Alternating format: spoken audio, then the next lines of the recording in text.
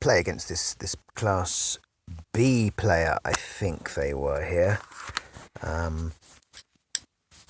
Starting with a E file opening, and I ignore the attack on my pawn there because I thought I would do some sort of gambit whereby I draw that knight in, and he doesn't like my gambit, so he attacks it again. He's like, well, don't you see I'm attacking you? No, not bothered. I can attack that pawn though.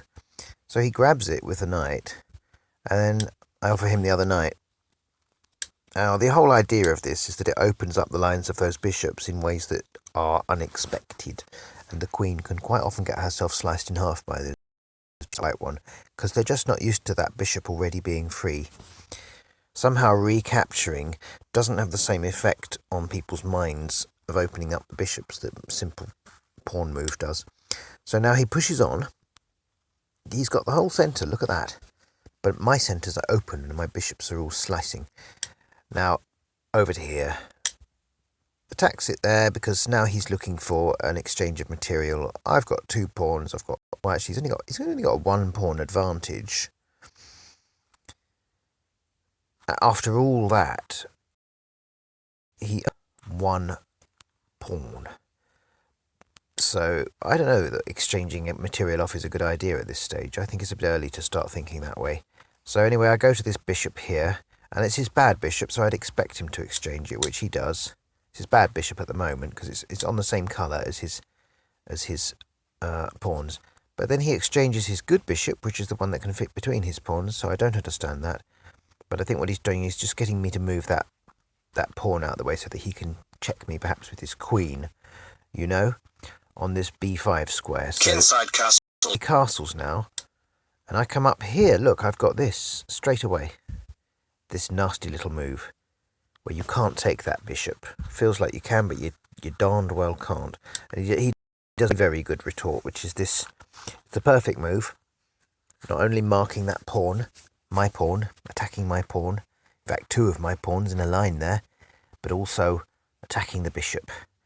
So the bishop comes back and attacks her, but he's going to get that pawn, and he'll get the other pawn if I'm not careful, so I defended it. Perhaps castling would have been better, I don't know. I defended it like that because now he's attacking, of course, the b pawn. I could castle here.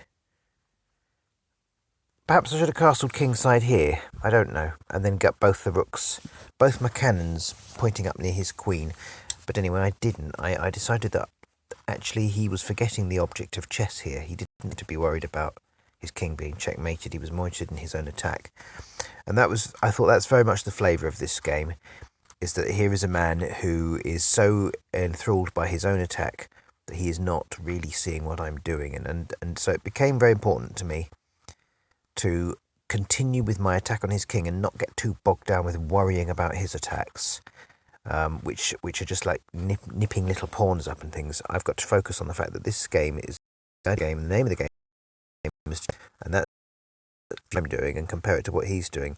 I'm definitely trying to checkmate his king. He's not. He's trying to snap up pawns. So that was the thought I had, and I thought, well, you carry on, mate. You carry on. Did I castle kingside now? Still didn't, and I don't know why. I mean, I should have done, yeah. Check. He checks me here, taking another pawn, and I block like this. I could have blocked with the bishop, actually. I didn't see that till after. He wouldn't have expected that. That bishop could easily have come down. Check. Like this. He really wouldn't have liked that. He probably just would have been boring and gone off and attacked this pawn here. But anyway, check. I blocked with the Check. rook. The idea that I can then double my rooks on that file once I've castled, you see. Inside castle in. Comes that, and then just one more move and I can get my rooks doubled. That was the idea there. It attacks the bishop, and I forgot that his queen had moved back, and I took this pawn, which was silly of me.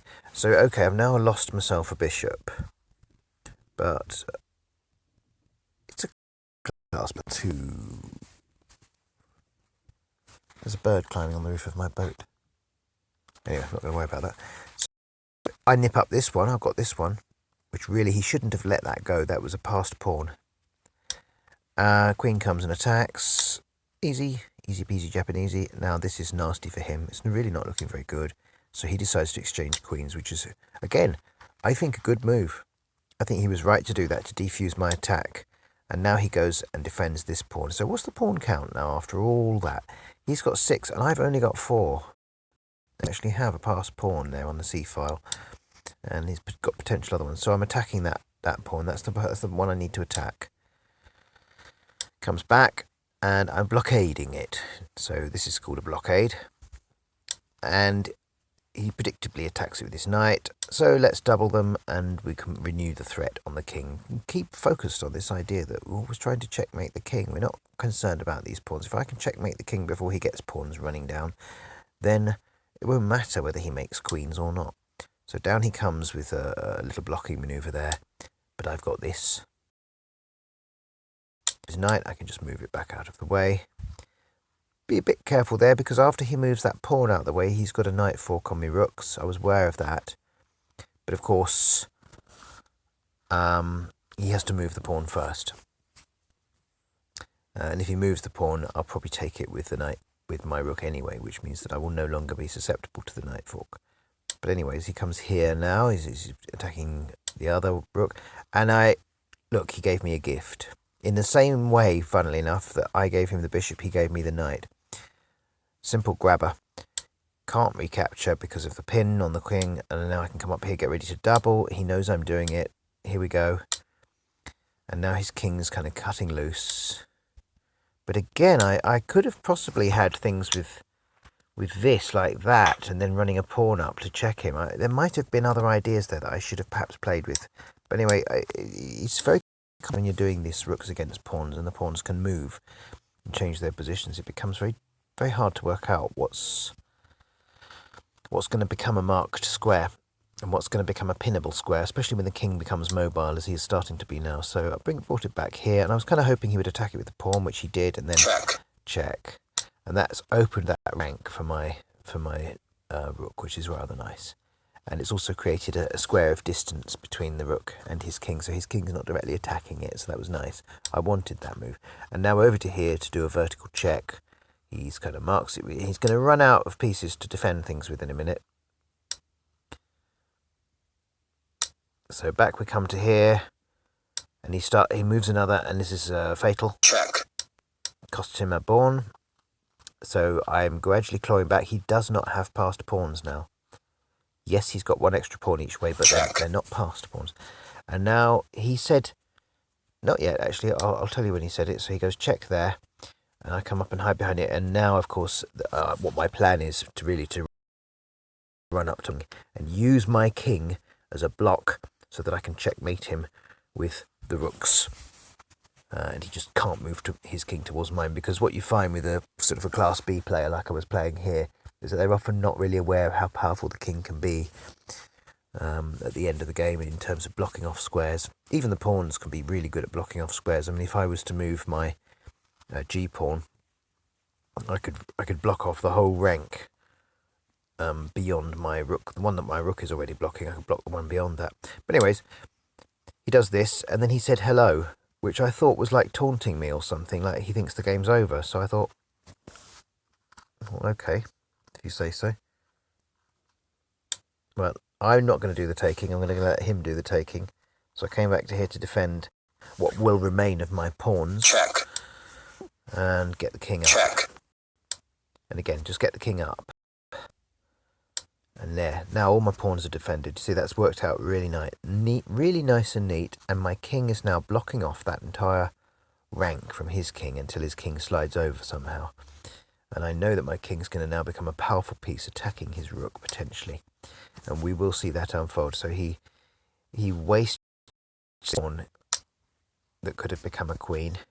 Check. Thank God. And I give him a check here, and I mark that pawn. So look, he's only one pawn ahead now, and my king's got a lovely position on his there. Yes, his rook's looking dangerous for me, but I come back to here now. Check. And he checks me. So I attack the rook. And of course, the only way he can really defend it, well, yeah, no, he can't check me because of my pawn. So, yeah, the only way he can defend it is to sort of do this. Well, no, actually, if I would have used his king to defend it. I think that was a very, very big error, because then the pawn check can come after that. So yeah, again, as I say, people don't realise these lower level players don't quite realise how powerful a piece the king is, and how much I wanted to be up here by his rook. I wanted to be up here. Check. Because check. And then this beautiful move came after this. This is kind of inevitable, because if he doesn't start to move out of the way, my king's gonna become even more powerful. So he moves here, and I'm sure you've seen this beautiful move that pretty much finishes the game. It's Check. this. He can't take it with the king for obvious reasons, because my king is there. Two kings cannot stand next to each other. He can't take it with the pawn, Check. because after this, he can't even run the pawns home in time. Right? Or if he does this, he still can't run the pawns home in time. Check. Check. So, this was a beautiful move, because he came here instead. Checkmate. And that was a lovely,